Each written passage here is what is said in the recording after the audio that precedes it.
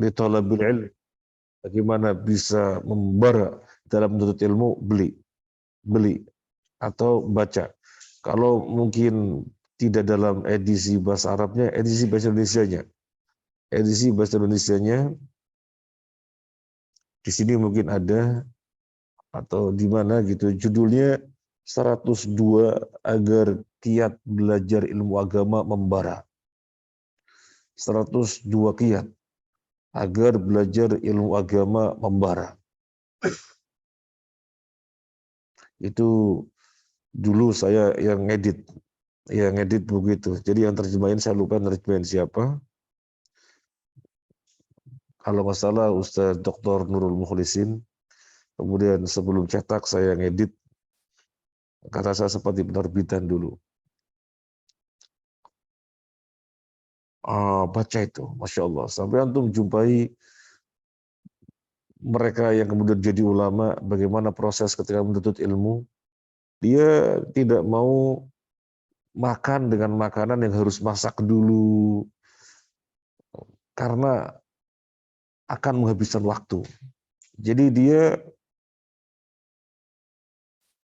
makan makanan yang siap saji, yang tidak mau masak dulu, karena bagi mereka menghabiskan waktu. Kemudian bagaimana mereka datang di majelis ilmu, sampai ada yang takut gak dapat tempat, mereka tidur di kandang onta milik gurunya. Jadi tidur di kandang onta itu biar bangun segera dapat tempat. Sampai seperti itu. Kemudian ketika Nabi SAW bersabda yang maknanya pada saatnya nanti ilmu akan hilang, itu bukan tiba-tiba hilang ya, bukan tiba-tiba hilang, tetapi ada sebab yang membuatnya demikian. Ada faktor-faktor yang menjadikannya hilang. Bisa dilihat yang jelas para ulamanya satu persatu wafat. Dan kaum musliminnya terhadap ngaji, terhadap majelis ilmu kurang perhatian. Boro-boro semangat, kurang perhatian. Maka bersyukurlah kita yang Allah berikan kita kesempatan bisa mengkondisikan bersama untuk setiap hari ngaji. Maka ini kenikmatan yang harus kita syukuri luar biasa. Dan di antara bentuk mensyukuri adalah kita menjaganya. Selama saya sehat, gak ada udzur, bismillah hadir.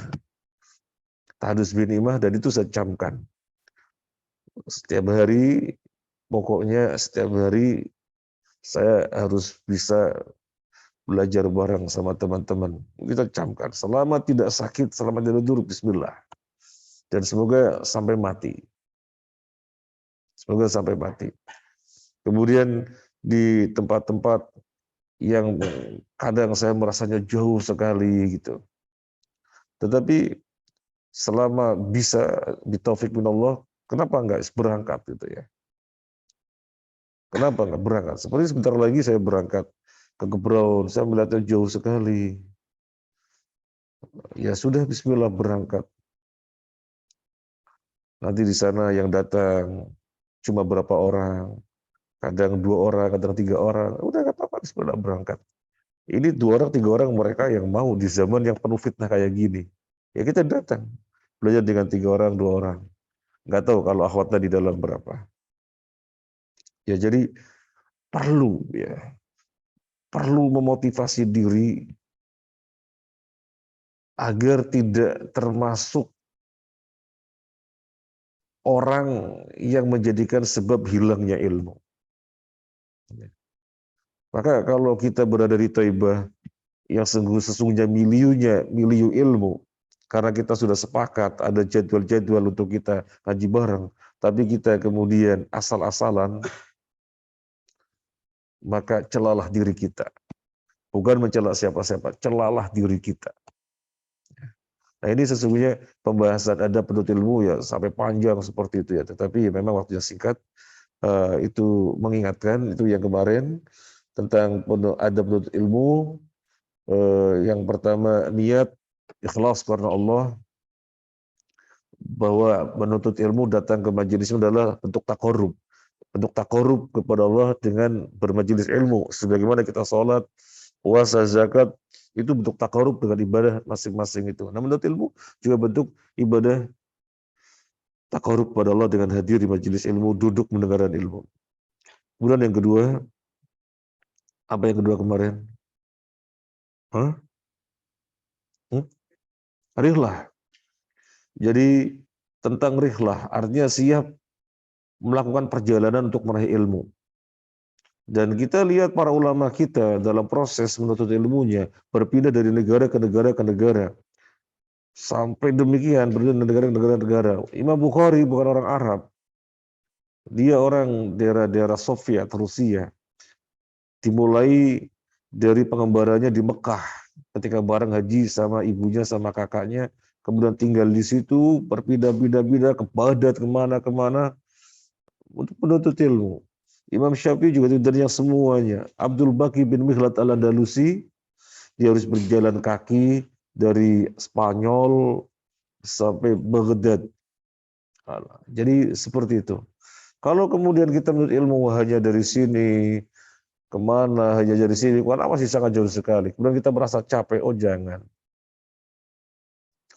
Masya Allah, tadi malam beberapa orang datang, karena memang jadwalnya Senin malam sama Kamis malam.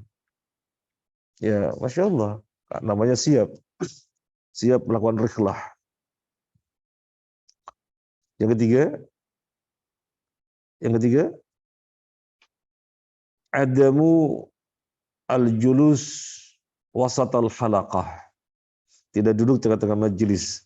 Ini kan seperti ini. Kalau di dalam kita memakai baju, hindari baju syuhrah. Baju yang mendatangkan nyeleneh, baju nyeleneh gitu, sehingga menjadikan mata-mata pada melirik, namanya baju syuhrah. Gak boleh, baju harus biasa-biasa. Ini dalam baju, dalam dunia baju. Nah, dalam dunia thalabul ilmi kita nggak boleh duduk di tengah-tengah karena bisa mengganggu dan bisa menjadikan pandangannya tertuju kepada dia. Nah, semacam ini bagus. Yang keempat,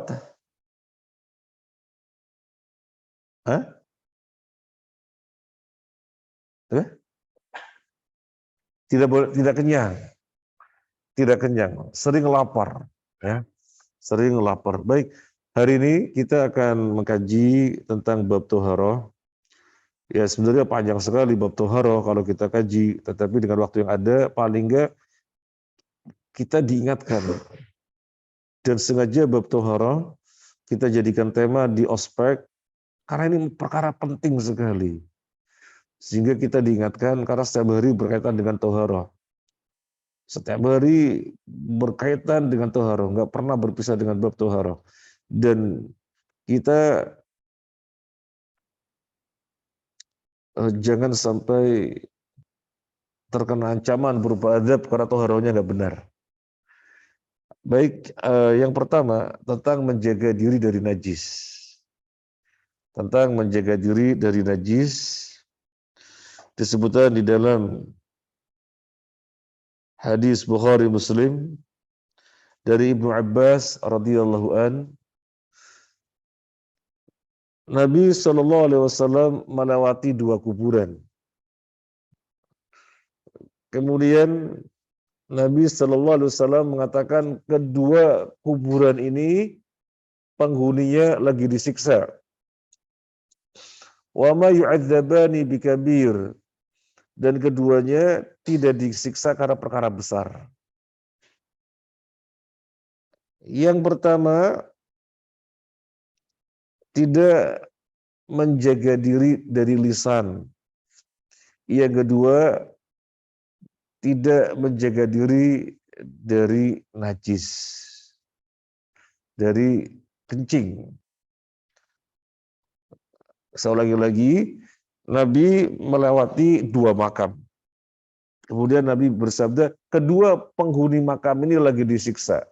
Wa ma yu'adzabani bikabir, dan keduanya tidaklah disiksa karena perkara besar. Artinya perkara yang bukan besar. Apa sih perkaranya? Yang satu masalah lisan. Dia tidak menjaga lisan. Tidak menjaga lisan. Lisannya namimah, menjadikan permusuhan satu dengan yang lainnya. Karena ngomongnya gak dijaga. Ngomong ke si fulan begini, ngomong si fulan begini. Akhirnya fulan A, fulan B jadi bertengkar. Itu bentuk tidak menjaga lisan. Menjadikan siksa. Hal itu menjadikan siksa. Yang kedua, la yastatiru minal baul, tidak menjaga diri dari kencing. Kenapa? Gak hati-hati, gak hati-hati, sehingga kena percikan kencing, berarti membawa najis, kena baju, kena badan, di bawah sholat. Nah itu menjadikan siksa kubur. Ini kan bukan perkara besar. Apa kemudian menjaga lisan perlu angkat senjata? Ya nggak, tinggal mingkem saja. Tahu mingkem? Mingkem bahasa Indonesia, mingkem. Sama mingkem? Sama mingkem. Sama. Tinggal mingkem saja, tinggal tutup mulut saja. Bukan perkara besar. Kemudian menjaga diri dari kencing. Apa harus angkat senjata? Ya enggak, hati-hati saja. Baik, sekarang bentuk hati-hati. Bentuk hati-hati dari menjaga kencing. Hati-hatinya bagaimana? Atau melihat ada sebagian masjid untuk kehati-hatian ketika keluar dari daerah kamar mandi sebelum masuk masjid dibikinan kolam. Melihat, melihat, melihat apa enggak? Itu bentuk kehati-hatian mereka sampai seperti itu. Bentuk kehati-hatian mereka sampai seperti itu. Nah, kita yang tidak melakukan demikian, maka masing-masing kita yang menyadari jangan sampai saya bawa najis, satu percik najis misalnya. Karena menjadikan disiksa. Ah, kita sering sampaikan, jangan bedakan kamar mandi ikhwan dan akhwat. Jangan pernah bedakan. Dan di banyak masjid saya sampaikan, jangan pernah membedakan kamar mandi ikhwan dan kamar mandi akhwat.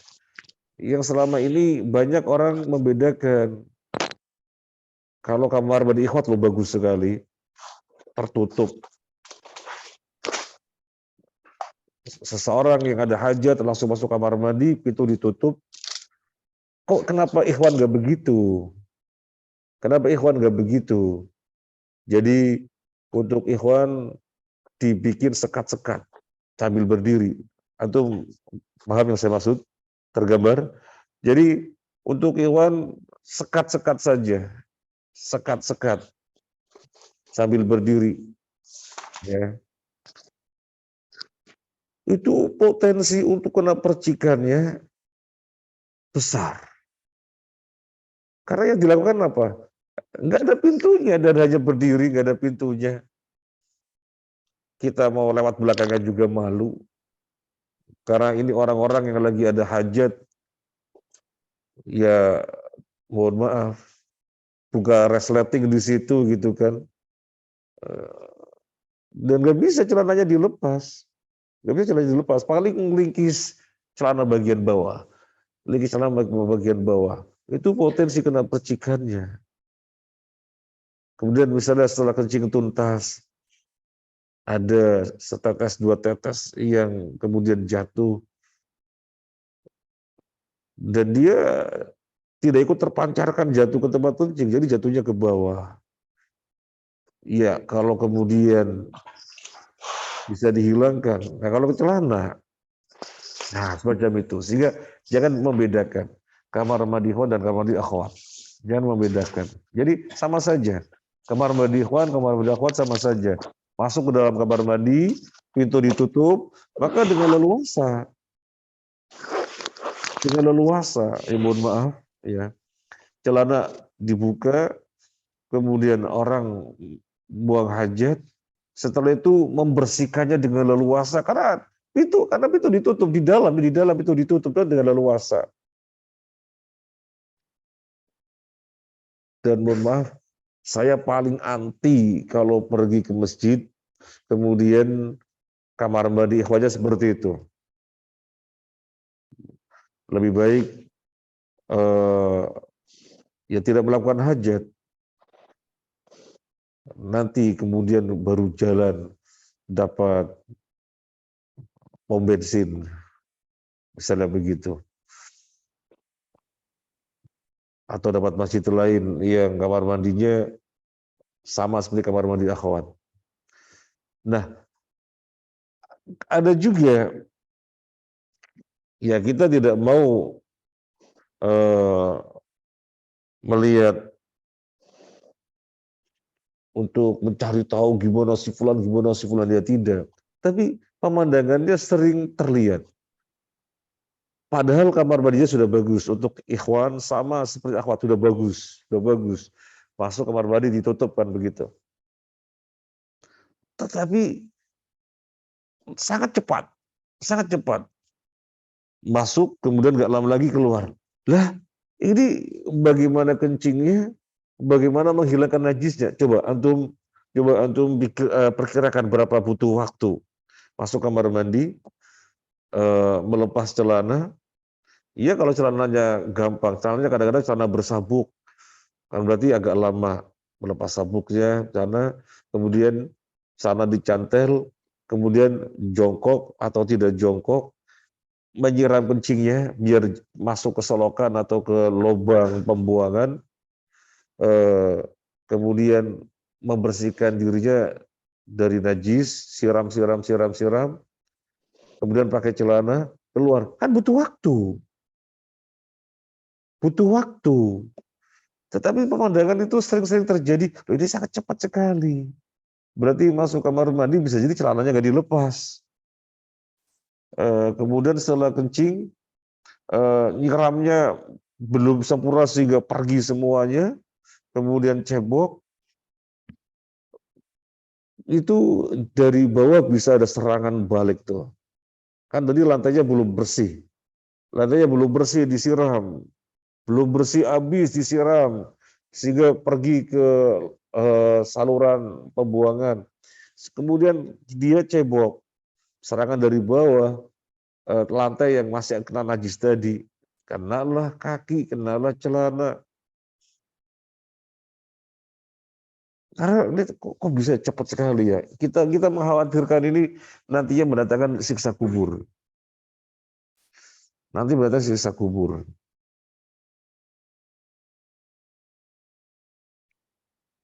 Dan saya perhatikan teman-teman di kantor ketika pergi ke Masjid Ibrahim, mereka sudah gak ada yang mau dengan sekat-sekat berdiri itu.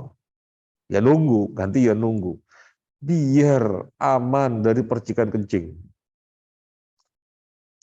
Mungkin dalam hal ini akhwat lebih aman ya. Lebih aman untuk terkena potensi percikan ya, akhwat lebih aman. Karena nyata-nyata kamar mandinya bagus, tertutup, leluasa di dalam untuk membersihkan diri. Sehingga benar-benar hilang najis tidak menempel dirinya. Ya ikhwan ini masalahnya. Di kampus berdiri sekat-sekat juga pakai kamar mandi. Hah? Ada kamar mandi, nggak pakai sekat-sekat. Ada sekat-sekat juga, lah itu yang repot. Ya. Mana UNER? UNER, kamar mandinya gimana UNER? Udah pas berjajar UNER. Kamar mandi apa berdiri sekat-sekat? Ada yang tertutup, ada yang pakai sekat-sekat. Pakai yang tertutup biar aman.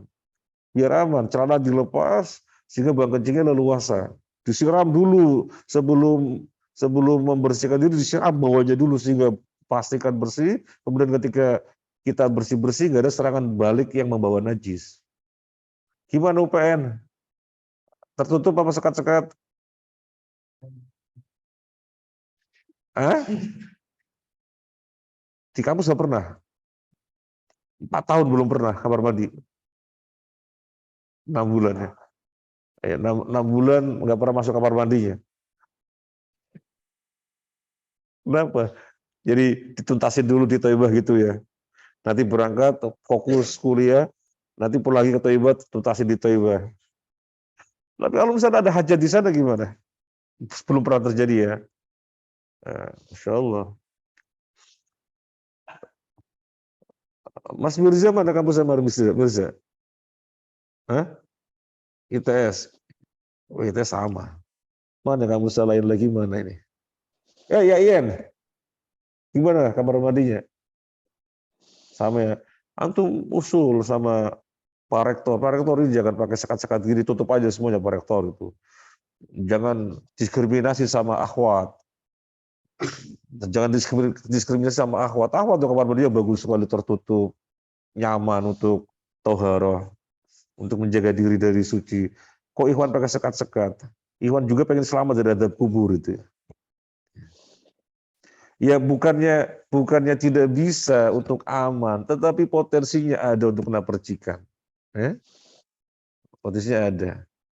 Kecuali kalau mau dibikin seperti di Masjid Agung Sidoarjo, memang berdiri sekat-sekat, tapi insya Allah aman. Karena ada pernah masuk toilet Masjid Agung Sidoarjo. Waktu orang Mojosari. Mana Sidoarjo? Hah? Siapa hadir? Pernah masuk? Gak pernah, gimana gak pernah?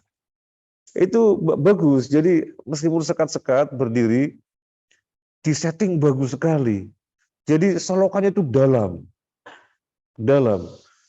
Kemudian ada pintunya. Ya masih terlihat, orang berdiri masih terlihat, masih terlihat kepala, terlihat lehernya. Tetapi mulai ya pundak ke bawah itu tertutup gitu. Ketika orang misalnya buka celana masih bisa juga. Kemudian sambil berdiri dalam, nggak percik, nggak percik. Ya kalau pengen tahu modelnya berdiri sekat-sekat, tapi seperti Masjid Agung Sidoarjo, insya Allah sudah bisa menjaga dari percikan kencing. Ini penting sekali kita ulang-ulangi, karena ini bisa menjadikan siksa kubur. Kata Nabi, huma yu'adzabani wa ma yu'adzabani bikabir. Kedua penghuni kubur ini lagi disiksa. Dan keduanya tidak disiksa karena perkara besar. Perkara yang bukan sampai dengan angkat senjata, keluarkan biaya gelontor, enggak, tinggal mingkem saja, sehingga tidak menjadikan huru hara sesama manusia. Tinggal hati-hati saja, sehingga tidak kena percikan kencing.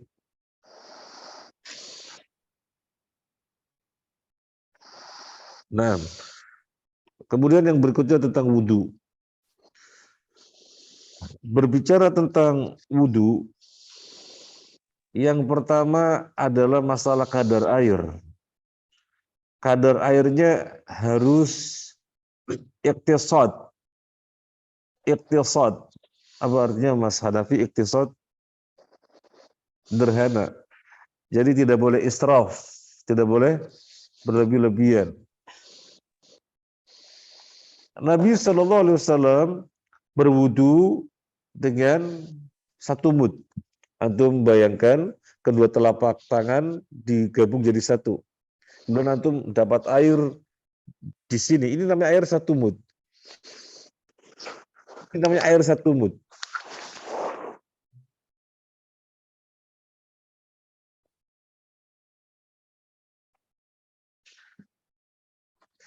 Mas Fajar, saya bagi Mas Fajar. Nah, air yang ada di dua telapak itu namanya 1 mud. Kurang lebihnya segitu. Dengan air sebanyak itu Nabi berwudu. Dengan air sebanyak itu Nabi berwudu. Kira-kira ada 1 gelas mineral yang depannya Mas Firza, ada 1 gelas itu? 1 gelas mineral, akhwat bayangkan 1 gelas mineral berapa mili itu? 220 ya, 120 mili. Kira-kira ada apa enggak? Enggak nyampe. Ya atau kurang lebih segituan lah, Ya dengan segitu Nabi berwudu. Nabi mandi junub, mandi besar berapa mud? 4 mud. Jadi 4 kali ini. 4 mud, 4 kali ini. Atau 5 mud, 5 kali ini. Ketika seorang sahabat menyampaikan perihal ini kepada manusia, orang-orang ketika itu, para tabi'in, ada orang tabi'in yang bertanya, gak cukup. Gimana wudu segini? Dan gimana mandi junub dengan 4 kali ini atau 5 kali ini? Apa jawaban seorang sahabat ini? Orang yang rambutnya lebih lebat dari Anda, dan dia lebih baik dari Anda, cukup. Bagaimana Anda tidak cukup? Maksudnya siapa? Orang yang rambutnya lebih lebat dari Anda dan lebih baik dari Anda, cukup. Siapa maksudnya? Nabi SAW rambutnya lebat. Nabi rambutnya lebat dan lebih baik ya. Bahkan orang terbaik di antara manusia yang pernah ada. Cukup. Jadi seorang sahabat ini menjawab dengan menghakimi. Orang lebih lebat dari ente rambutnya, dia lebih baik dari ente, cukup. Kok ente nggak cukup? Berwudu kadarnya segini 1 mud. Kemudian mandi junub 5 ini.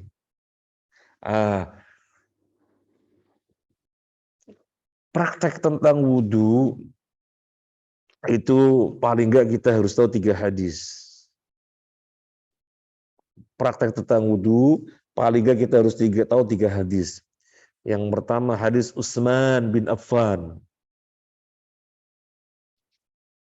Yang pertama hadis Utsman bin Affan.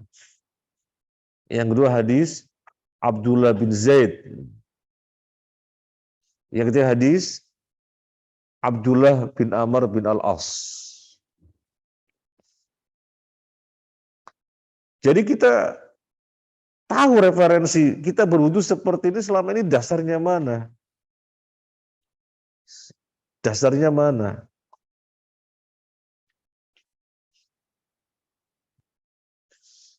Utsman bin Affan. Hadis Utsman bin Affan. Yang kedua, hadis Abdullah bin Zaid. Yang ketiga,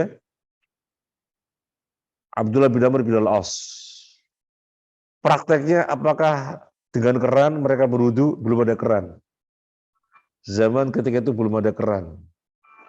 Adanya apa? Gayung. Gayungnya terbuat dari apa biasanya? Gayungnya terbuat dari apa? Gayung. Wadah, bejana. Terbuatnya dari apa? Kulit. Mereka menyebutnya tish. Mereka menyebutnya apa lagi? Jadi dari kulit. Sekarang akan kita praktekkan ya dari 3 hadis ini. Jadi kalau belajar secara terperinci, ya lihat hadis masing-masing ini. Utsman bin Affan, Abdullah bin Zaid, dan Abdullah bin Amr bin Al-As. Kita praktek dengan yang ada dalam hadis, pakai bejana. Kayak bejana. Utsman bin Affan, yang pertama kali dia lakukan, bejana dimiringkan. Dapat air apa tidak? Kemudian dibersihkan. Ketika ini sudah niat wudu, bismillah. Jadi saya ulangi lagi, bejana dimiringkan. Akhwat lihat ya. Jadi bejana dimiringkan. Ini mirip bejana. Ini mirip bejana. Nah, ini misalnya nih ya bejana dimiringkan. Nah, dimiringkan. Bismillah.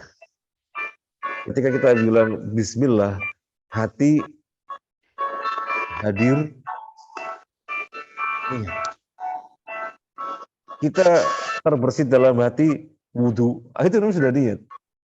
Kita terbersit saya wudu, itu namanya sudah niat. Dituangkan lagi. 2. Dituangkan lagi. 3.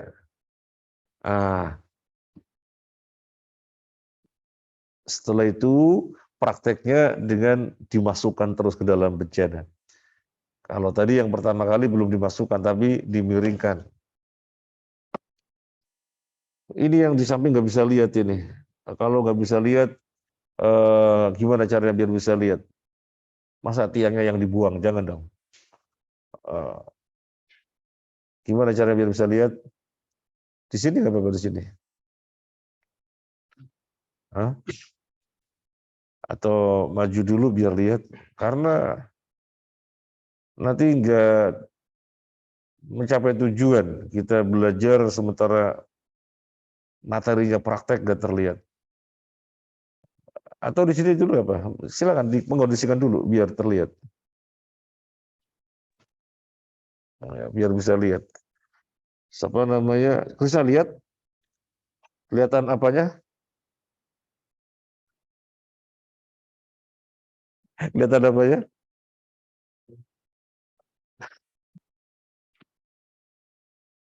Tape ya. Kemudian setelah itu kita masukkan, mohon maaf. Kita masukkan tangan kanan.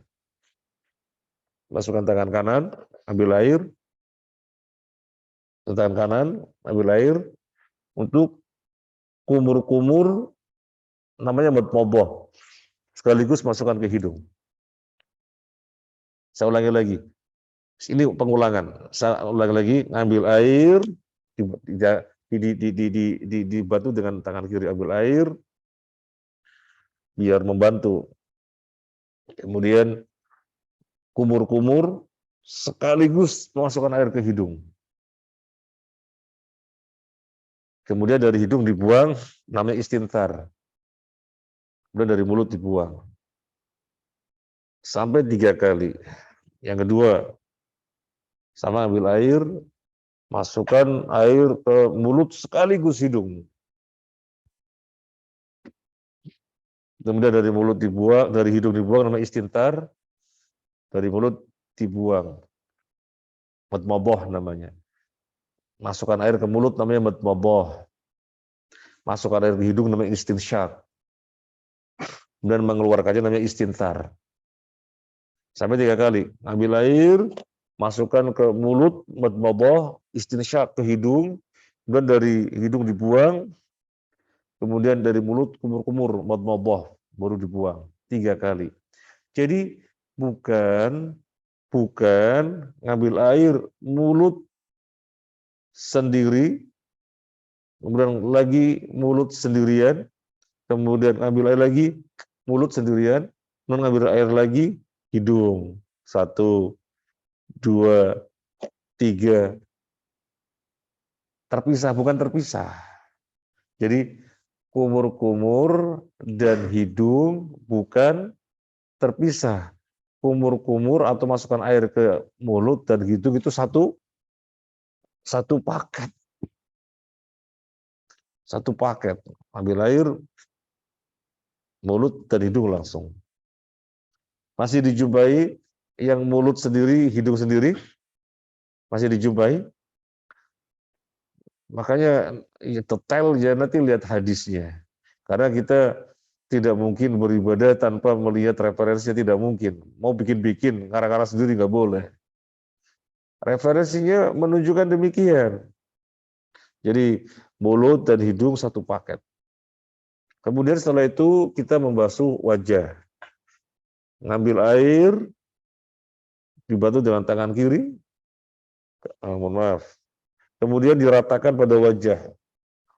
Diratakan pada wajah. 1, ngambil lagi, kemudian diratakan pada wajah. 2, ambil air lagi, yang ketiga kalinya diratakan pada wajah. Nah, ini bukan begini. Kalau begini, sini masih belum kena.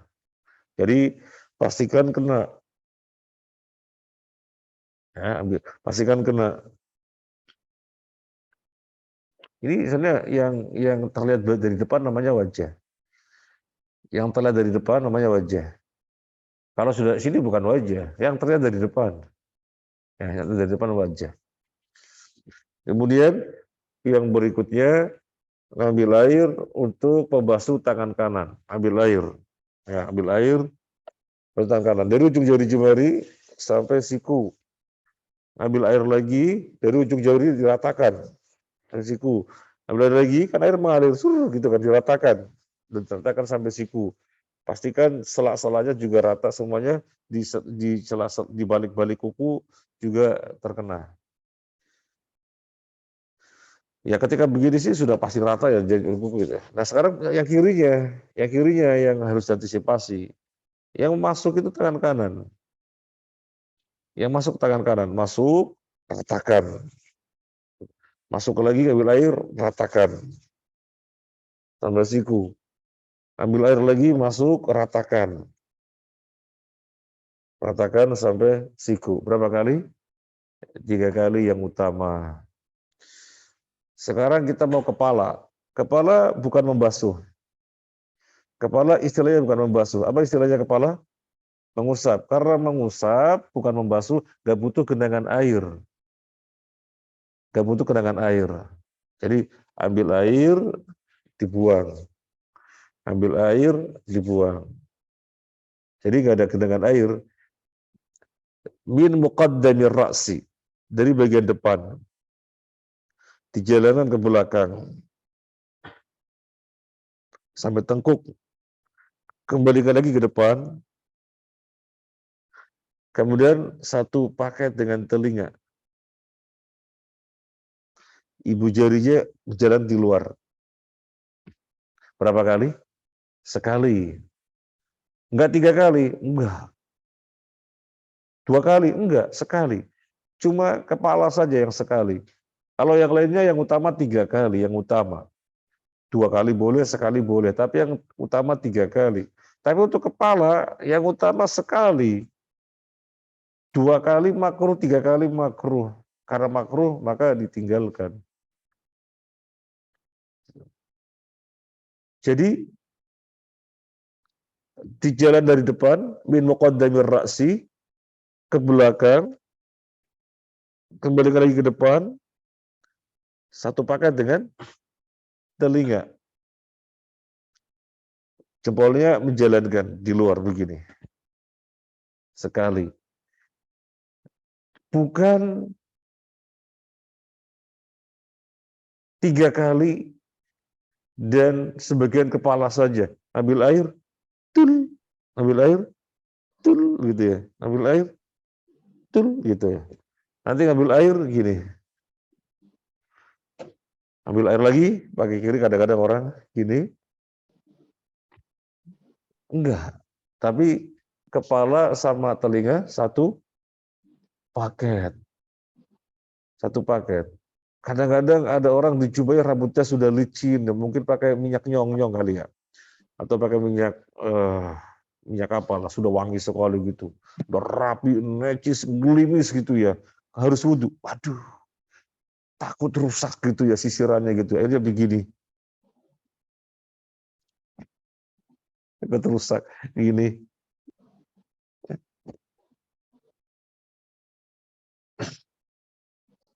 Ya ada aja gitu ya. Dia memahaminya sebagian. Bukan sebagian, tapi seluruh. Mengusap seluruh kepala. Kemudian yang terakhir kaki. Mohon maaf ya, ini bayangkan kaki, ini dibayangkan kaki ya. Atau pakai praktek kaki langsung nggak apa-apa. Mohon maaf, praktek kaki langsung.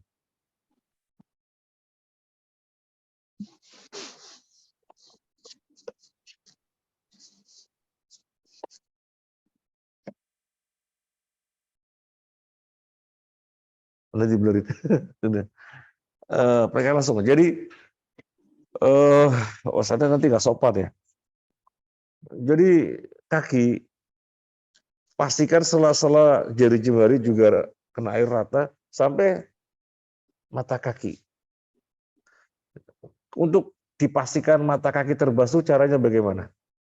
Ya membasuhnya melebihi mata kaki.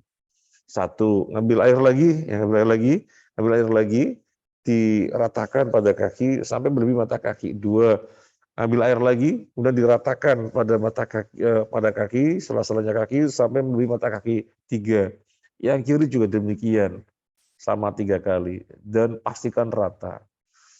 Soalnya Nabi SAW melihat seorang sahabat yang ada satu bagian dari telapak kakinya sebesar koin atau 1 dinar yang tidak terbasuh. Nabi mengatakan wailul lil aqab, celaka mata kaki. Lalu kenapa celaka mata kaki? Nabi melihatnya tidak terbasuh rata. Ya, itu tata cara wudhu. Nah ini dengan apa tadi? Dengan bejana, Dan prakteknya di dalam hadis itu dengan bejana karena belum ada keran. Sekarang pakai keran. Antum bayangkan di depan saya ada keran.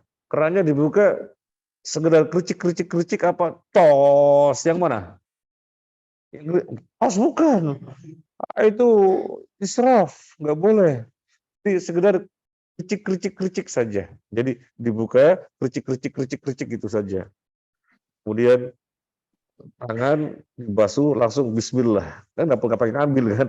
Ngalir 2, 3. Nah, ketika itu bismillah memulai tangan, ketika itu sudah menghadirkan niat. Antum sadar bahwa saya ini wudhu. Jadi hatinya menyadari ini wudhu. Namanya sudah niat.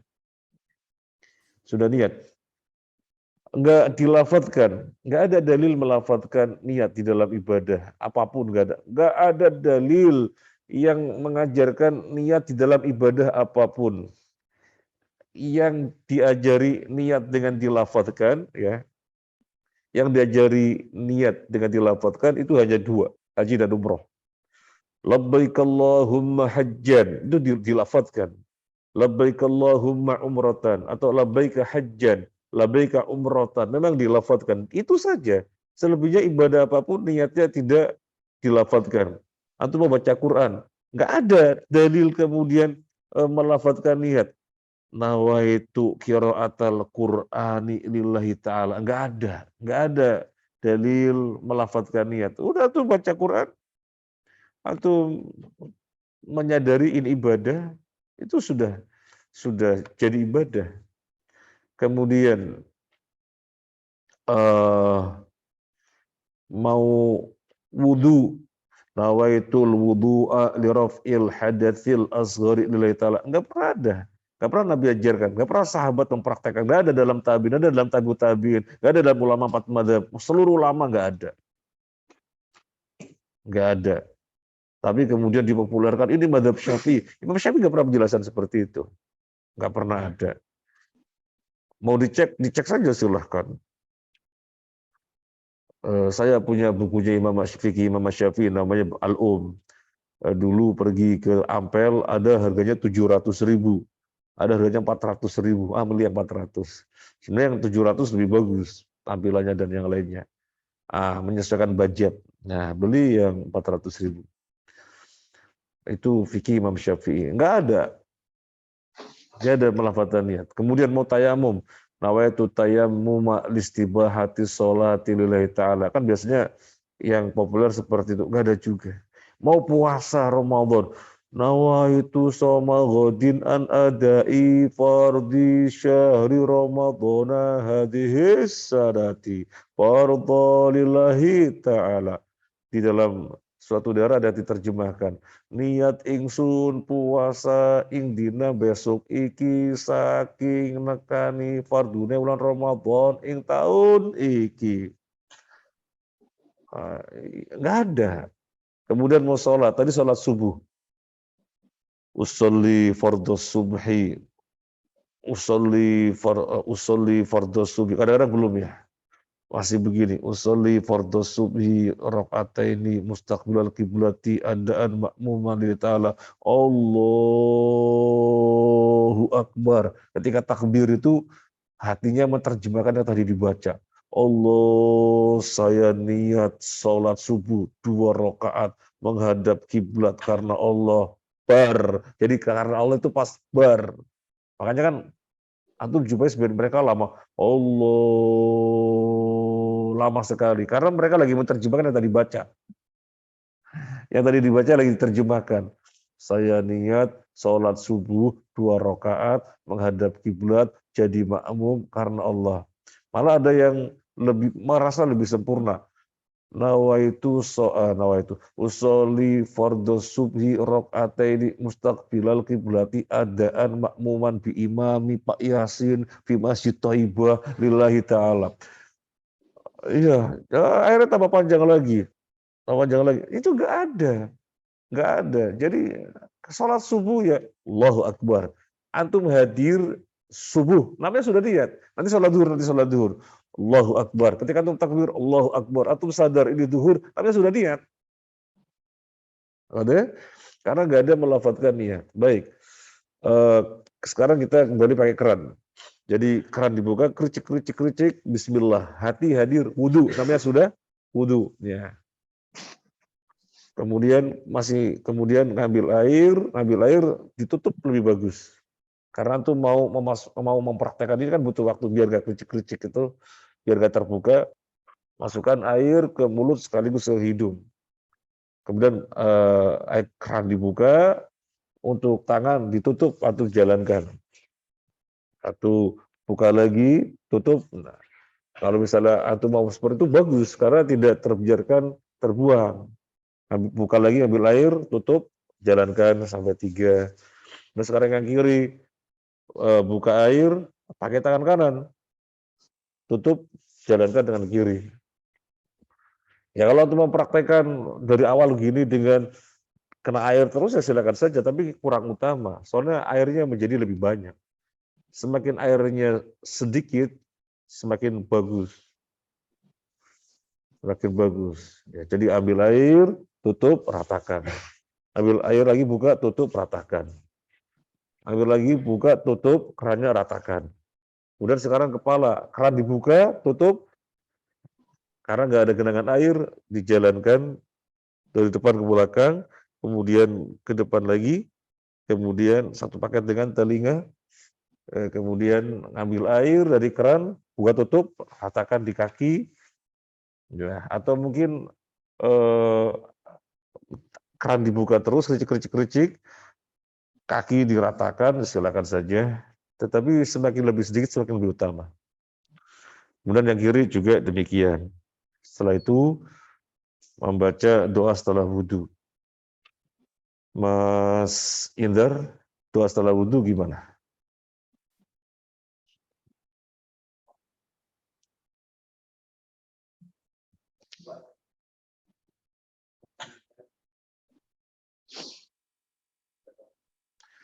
Coba Mas Eko gimana?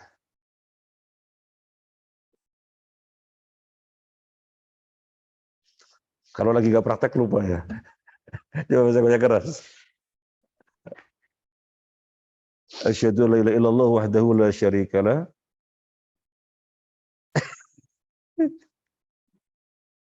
Kalau lagi nggak praktek lupa. Kalau lagi praktek langsung spontan gitu ya. Coba gimana? Ya wis. Atau kalau membayangkan wudhu nanti antum nyambung. Soalnya kadang-kadang begitu ya.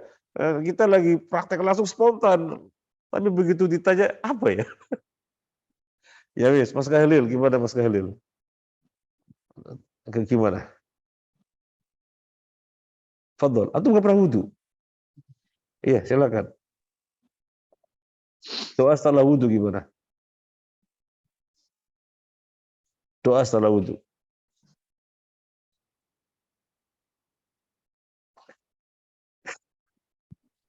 Udah amalan sehari-hari loh. Mas Akbar, Mas Akbar.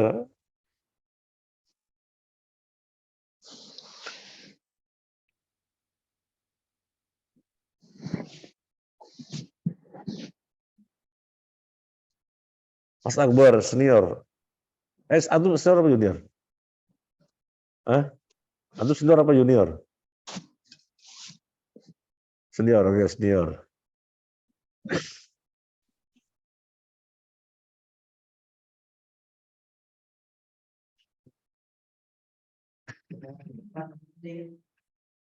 Antum bayangkan wudhu nanti bisa. Kalau di sini barangkali tidak. Bayangkan wudhu.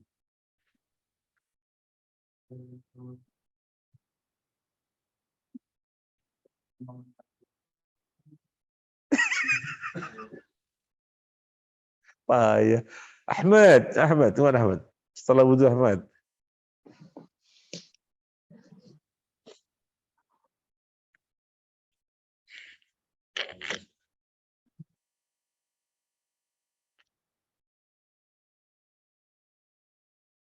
Jadi doa setelah wudhu, asyhadu an la ilaha illallah wahdahu la syarikalah wa asyhadu anna Muhammadan abduhu wa rasuluh.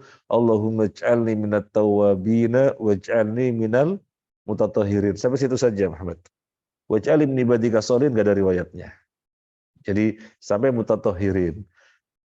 Asyhadu an la ilaha illallah wahdahu la syarikalah wa asyhadu anna Muhammadan abduhu wa rasuluh.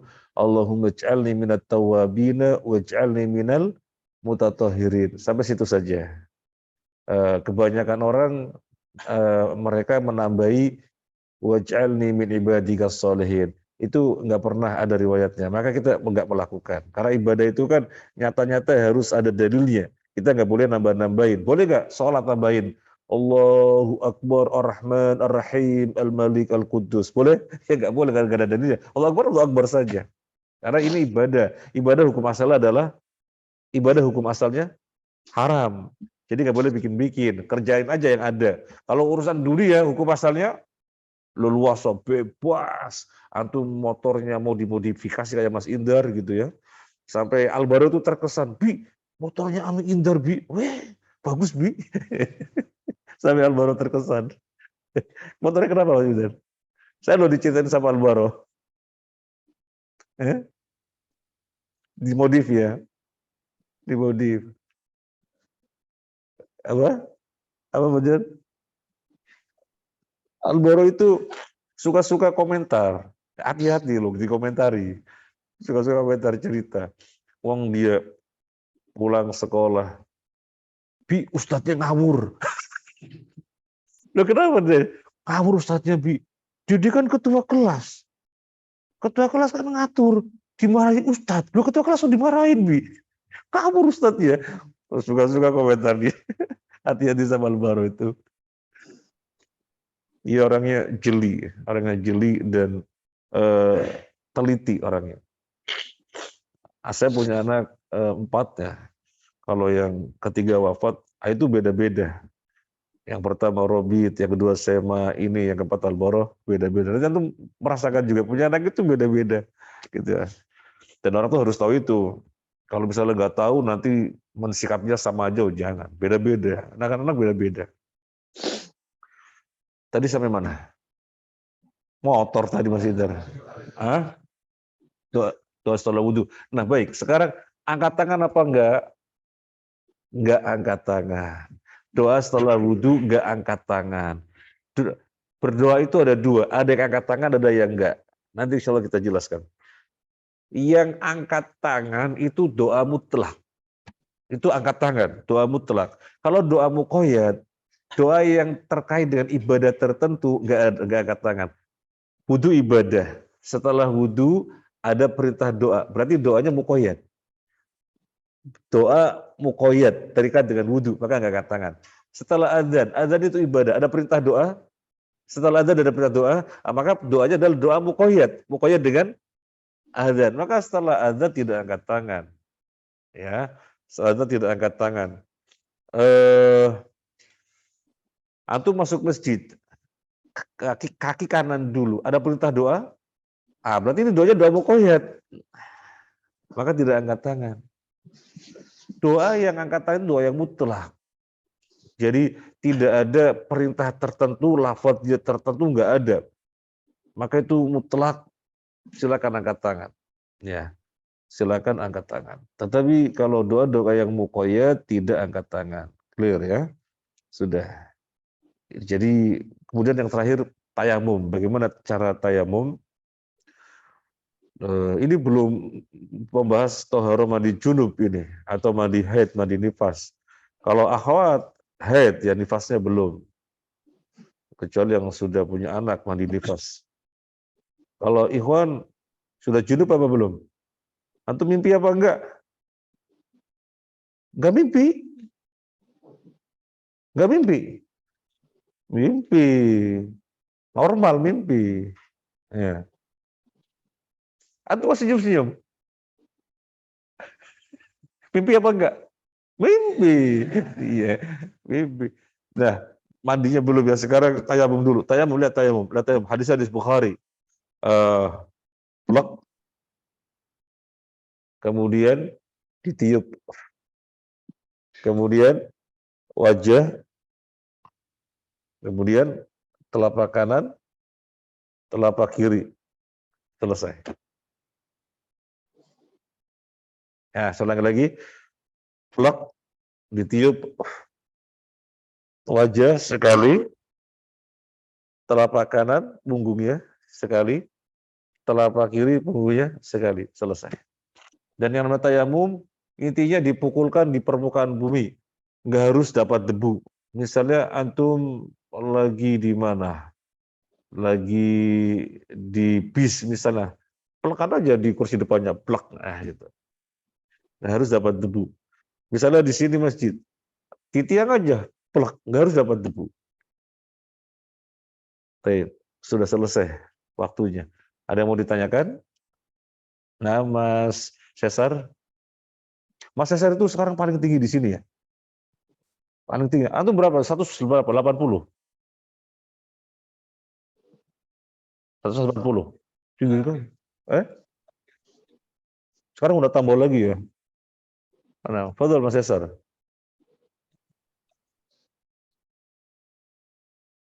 Bukan wajib, sunnah. Sunnah. Terus apa lagi? Sudah. Ada mau nanya? Doa selalu wujud bukan wajib, sunnah.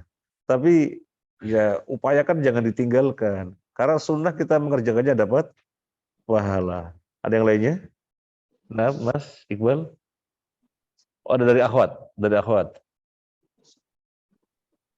Waalaikumsalam warahmatullahi wabarakatuh.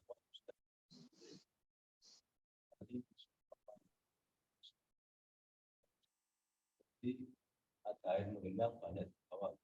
Nah, kalau kondisi kamar mandi seperti itu, bagaimana Ustaz? Sedangkan kondisi kita mau sholat, dan setawana ketika sholat tidak boleh menahan hajat. Wow, Ustaz. Ini masalah berat. Itu dengar pertanyaannya ya. Akhwat masuk kamar mandi, kemudian bagian bawahnya menggenang air. Wah, itu najis itu. Najis itu. Kemudian gimana caranya? Caranya pindah ke kamar mandi sebelahnya yang tidak menggenang. Itu caranya.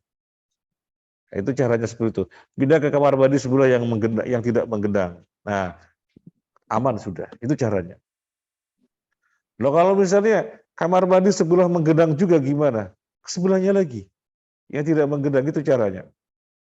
Ternyata semuanya menggenang.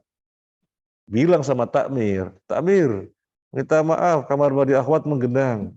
Ini banyak ibu-ibu mau pada masuk kamar mandi gitu. Itu caranya. Jadi, wah, darurat. Kemudian kemudian buang hajat, mohon maaf, kemudian percik-percik, bawa najis itu. Bawa najis. Jadi jangan memaksakan diri. Kalau terpaksa ternyata semuanya menggenang, takmirnya juga dicari-cari nggak ada, wakil takmir juga nggak ada. Marbotnya lagi pulang, nggak ada juga. Cara gimana? Ya sudah diempat dulu. Diempat dulu. Berarti sholatnya dengan empat. Iya. Boleh, nggak boleh. Tapi nggak bolehnya bukan haram. Nggak bolehnya bukan haram. Nggak bolehnya adalah makruh. Nah, makruh lebih dikedepankan daripada larangan. Larangan yang pertama larangan. Membawa najis itu larangan. Membawa najis itu haram, larangan. Nah, ini makruh. Maka makruh lebih dikedepankan daripada larangan. Jadi jangan memaksakan tempat buang hajat di tempat seperti itu. Tapi saya mau nanya, jangan-jangan di Toibah, kita khawatir yang disinggung di Toibah. Coba ditanya Toibah apa bukan? Kalau ternyata Toibah nanti antum tak marahin juga semuanya, karena yang tinggal di sini. Tanyakan Toibah apa bukan? Di Toibah apa bukan? Tanyakan. Oh, bukan, alhamdulillah. Bukan, alhamdulillah. Minta tolong ya, jadwal yang Sabtu bersih-bersih itu ngecek semuanya juga, itu pahala bagi kita, ngecek semuanya, ya, ngecek semuanya. Pokoknya apa yang merupakan kemaslahatan antum melihat antum berbuat, apa yang merupakan kemaslahatan antum melihat antum berbuat, apalagi kemaslahatan yang namanya seperti ini, menjadikan orang tersiksa kubur, kita berbuat di situ, wah kita berbuat sesuatu yang luar biasa. Termasuk Andika minta tolong segera bikin zebra cross gitu ya, karena anak kecil setiap hari banyak sekali di sini.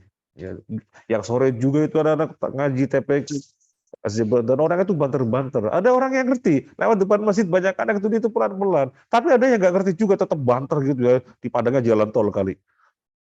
Karena kan paling bagus paping depan masjid kan? Mana sana nggak ada yang bagus, paling bagus jalan tol tadi. Paling bagus. Nah, saya sebenarnya dulu sudah mengupayakan mau mendapatkan uang 1 miliar kalau nggak salah untuk kita paping semuanya, tapi nggak jadi. Nggak jadi. Jadi ada orang eh, mau ngasih uang, wah saya senang mau tabungin papi ini, semua yang sana gitu. Tapi dia aja nggak jadi, ya sudah nggak jadi. Akhirnya yang paling bagus depan Toibah. Bisa aja jazakallahu khairan. Ada yang nanya lagi? Ada? Waalaikumsalam warahmatullahi wabarakatuh. Jika berwudu di dalam toilet, bacaan basmalahnya apakah dibaca sebelum masuk toilet? Berwudu dalam toilet, apakah membaca basmalah? Kita jawab dengan penjelasannya Syekh bin Baz rahimahullah taala. Syekh bin Baz rahimahullah taala mengatakan, sebagian ulama mengatakan bismillah itu wajib. Sebagian ulama mengatakan bismillah itu sunnah. Untuk kehati-hatian kita mengambil yang menghukumi wajib, karena itu lebih aman, lebih selamat. Nah, di dalam toilet kita itu tidak boleh berzikir. Tidak bolehnya berzikir di dalam toilet itu bukan haram, tetapi makruh. Nah, sekarang sesuatu yang wajib berhadapan dengan sesuatu yang makruh, dahulukan mana? Wajib. Sehingga dalam kamar mandi tetap baca basmalah. Ini penjelasan bin Bas. Jadi bismillah. Ya. Seperti itu. Tetapi kalau misalnya antum mampu dan tidak ada yang dilanggar gitu ya, antum mampu, antunna ya, akhwat ya. Jadi ketika membasuh tangan di luar, bismillah. Kemudian kan bawa gayung keluar, bismillah. Kemudian lanjut lagi di dalam kamar mandi. Jadi baca bismillahnya di luar kamar mandi. Kalau mau seperti itu silahkan. Kalau tidak ya di dalam membaca basmalah, karena ada ulama yang mengatakan wajib sehingga kita membaca lebih aman. Sementara larangan zikir dalam kamar mandi itu larangannya makruh, maka yang wajib lebih didahulukan daripada yang makruh. Kalau kita nggak baca basmalah, memang ada ulama yang mengatakannya sunnah. Cuma ada yang mengatakan wajib gitu. Kan kita sudah belajar ya Al-Mabadi Al-Waliyah sudah ya. Sampai siapa sudah belajar Al-Mabadi Al-Waliyah? Selesai ya? Selesai. Ada yang sampai selesai yang lainnya? Al-Mabadi Al-Waliyah ada yang selesai yang lainnya? Selesai. Di sana ada al-khuruj minal khilaf mustahab. Kaidah berapa? Iya, al-khuruj minal khilaf mustahab. Keluar dari perbedaan pendapat itu disukai.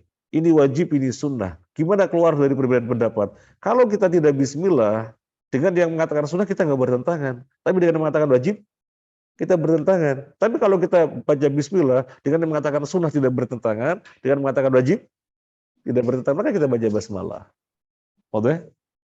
Nah, dan ada lagi larangan fikir di kamar mandi itu tidak sampai pada haram, makruh, maka yang wajib lebih didahulukan daripada yang makruh. Clear? Ada lagi? Cara kepala dan tangan ke arah depan di akhwat panjang. Iya, pertanyaannya bagus sekali. Akhwat rambutnya panjang, karena yang utama bagi akhwat itu yang rambutnya panjang. Antum cari akhwat yang rambutnya panjang. Ya, karena itu yang utama. Rambut bagi akhwat itu mahkota, gitu ya. Nah, panjang sampai misalnya mohon maaf sampai bagian bawah. Itu mengusap kepala bukan ngikuti rambut gini, gitu ya. Kemudian ke atas gitu. Jadi bukan ikuti rambut, tetapi sampai kofah, sampai tengkuk, dari depan sampai tengkuk. Bukan ikuti rambut ya, sampai tengkuk kemudian kembalikan lagi ke depan, satu paket dengan telinga. Nah, ya sudah jelas, udah. Ada lagi? Hah?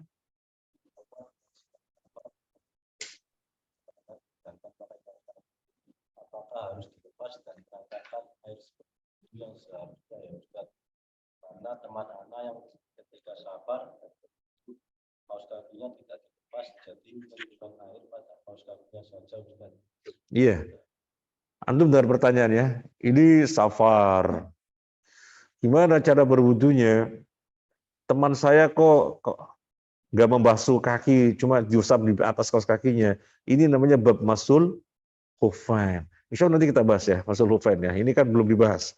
Masul hufain. Janganan safar identik dengan masyaqqah. Madhonnul masyaqqah. Jadi yang lekat dengan masyaqqah. Orang tidak masyaqqah kita begini juga boleh masul hufain.